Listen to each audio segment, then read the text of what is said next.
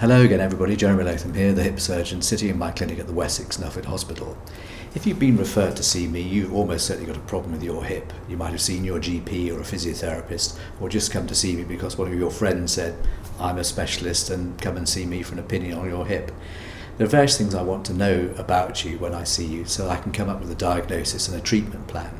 I go through what's called taking a history. I want to know how old you are, what your occupation is or has been, and how the symptoms affect you, when they started, what painkillers you might take, and how those symptoms affect your everyday activities, your work, and the things that you enjoy.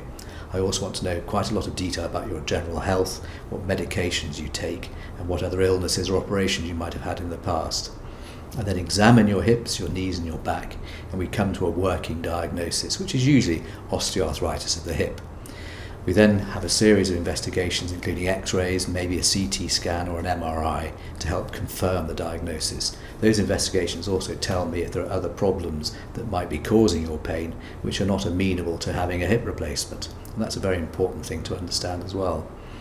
So once we've got all that information, we've got a diagnosis, we can then construct a treatment plan. So my job then is to work with you to decide what the best treatment for you might be. That might just be losing some weight, taking painkillers, using a walking stick.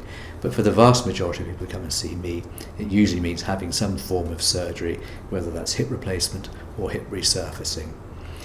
I will do another video about the types of hip replacements that we use, but also have a look at my YouTube channel for more information about that. If you've got any questions or any comments at all, please get in touch. The details will follow at the end of this. I'm Jeremy Latham, I'm the hip surgeon, and this has been another Top Tips for Hips. Thanks for watching.